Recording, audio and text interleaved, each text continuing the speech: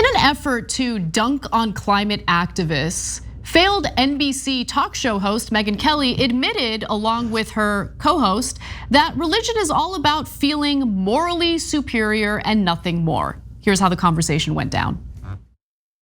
We heard from our president a very different forecast. He said climate change, quoting now, will threaten literally the existence of our planet if we don't take global action.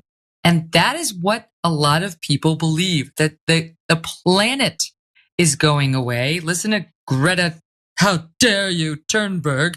But to come from our sitting president, I mean, that's quite a charge. Your thoughts on that one? It just tells you the extent to which climate change has become a religion for secular, Western elites. In my book, I talk about there's three big factors behind this apocalyptic environmentalism. There's money, power, and religion.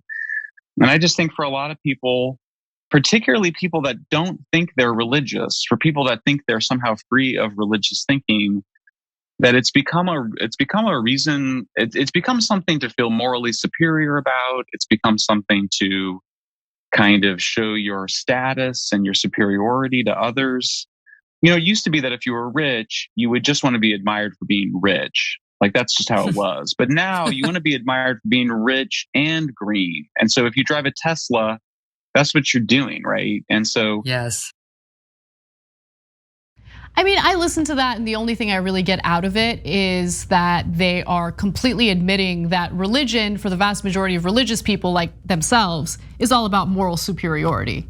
And yeah, they think that doing something about climate change is a religion for people, and therefore they see themselves as morally superior as a result of that religious belief. Like it's very, like they're telling on themselves, and I just find it super amusing.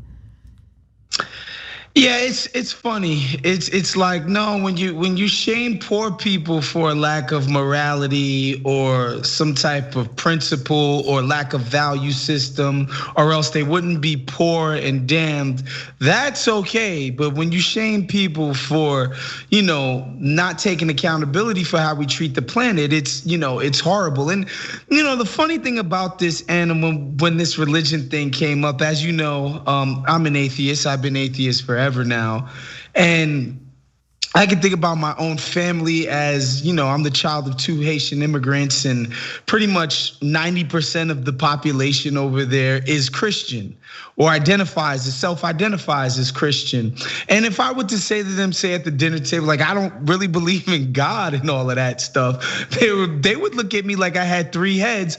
Meanwhile, if we're being honest, the fact of the matter is you guys were stolen from Africa and indoctrinated into Christianity by your slavers. So this idea that they gave you Christianity because they loved you, and meanwhile they subjugated you and enslaved you, it just seems kind of freaking ridiculous. So I do have just the anti-religiosity to me just from my background, just from the nature of like, a bunch of West Africans being Christian and not seeing the ridiculousness in it all. Sorry for all the black Christians out there, but that don't make no sense.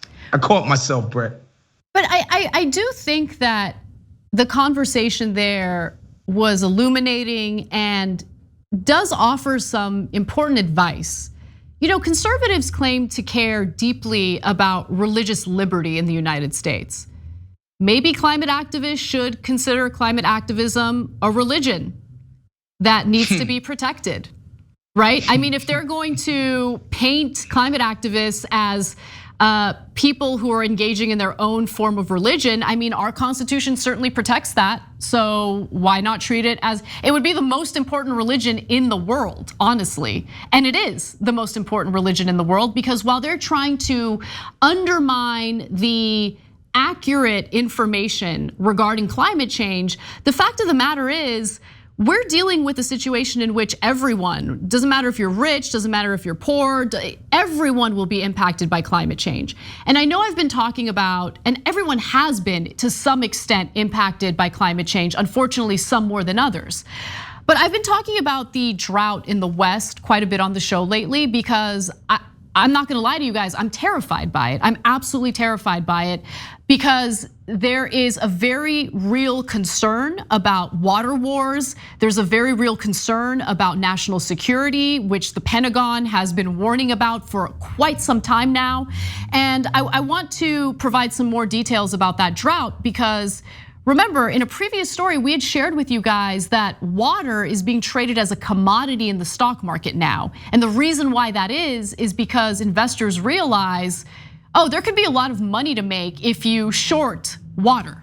So I'll get to that in a second, but first, let's take a look at California, where about 77% of California is experiencing severe drought in 2021, a state that has the 4th most property at risk for fire damage, according to this year's homeowners insurance and wildfire coverage survey by insurance agency Quote Wizard. As I had mentioned on the show in recent days, Gavin Newsom, the governor of California, has declared a state of emergency in 2 counties, Mendocino and Sonoma, as a result of this drought. This year is expected to be the driest ever for the East Bay. Much of the water supply comes from the Sierra foothills, which has only seen about 50% of its average yearly precipitation. And when you look at other states like Colorado state officials also announced more preparations for an extended fire season due to less than normal snowfall during the winter. And just to get to that point about water being traded as a commodity, that is happening.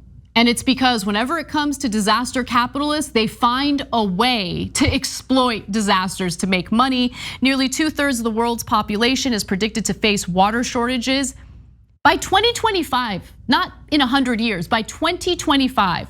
Water scarcity is a growing risk around the world as climate change and human activities are leading to severe droughts around the world. And so the US water trade market, the first of its kind, was launched on the Chicago Mercantile Exchange with $1.1 billion in contracts tied to California water prices. This market has allowed farmers, hedge funds, and municipalities to hedge against future water availability in California. The new scheme was announced in October of 2020, triggered by the region's severe heat, wildfire, and droughts. So while all of this is going on behind the scenes, you have clown number 1 and clown number 2 thinking that they're dunking on climate activists, thinking that they're tough guys because they're mocking Greta Thunberg, when in reality, people are already suffering from the consequences of man-made climate change. And in the future, it does pose a very serious threat to our national security. It does pose a very serious threat when it comes to mass migration. I mean, they claim to care so deeply about migration, but they always engage in the rhetoric and the destructive policies that exacerbate the very issues that lead to mass migration. And so they can't ask themselves, why is this happening to us? They're part and parcel of a broken system that leads to the pain and suffering that we're experiencing at the border and we're gonna experience in this country as a result of man-made climate change. Yeah, and that's part of it. As usual, when something is happening predominantly to poorer people, i.e., indigenous people out in places like Alaska, whose homes have been basically unlivable because they're underwater now because of so much of the ice caps melting and up there, and they straight up can't live there anymore. You know what I'm saying? And and that goes globally. Most of the populations who have been affected so far have been poor people who Megyn Kelly couldn't give a damn about. They're not gonna care until it reaches Miami Beach, and it's funny because whenever you tell somebody you live in Southern California, the first thing that comes to their mind is how glamorous it is. And yes, it is very glamorous and beautiful and pleasant to live here. But underneath all of that is the constant uptick in fires, the idea that we have millions, tens of millions of people living in a desert where there is no water, and we rely upon the northern region of the state to supply us all with water. Like these things are real, right? Like it's not something that you tend to think about every day, but at a certain point, if we don't do something to curtail some of this stuff, it can have disastrous ramifications. And so, yeah, how could you really expect the likes of Megyn Kelly to be forward thinking in any sense of the word whatsoever when she comes from the cohort of the most reactionary people maybe on planet Earth? I mean, she's just like any other conservative. She doesn't empathize with anyone or anything until she experiences something firsthand, like for instance, sexual assault or sexual harassment in the workplace. I don't think Megyn Kelly was really concerned about that until she had to deal with Roger Ailes. Maybe she'll take climate change seriously once one of her mansions is underwater or one of her homes is on fire as a result of this drought. I don't know how many homes she owns or where she owns them, but what I do know is that your wealth can't save you from the destruction that we're causing to the planet right now. And then one clarification from something I said earlier. I said they're shorting water. What I meant about water being traded as a commodity, they're actually going long on water because they're betting against water being available, as a result of climate change. So my wording was a little clunky there, but that's what I mean.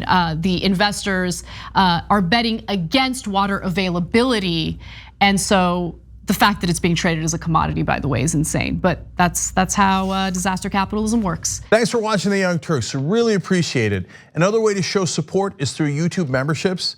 You'll get to interact with us more. There's live chat emojis, badges. You've got emojis of me, Anna, John, JR. So those are super fun. But you also get playback of our exclusive member-only shows and specials right after they air. So all of that, all you gotta do is click that join button right underneath the video. Thank you.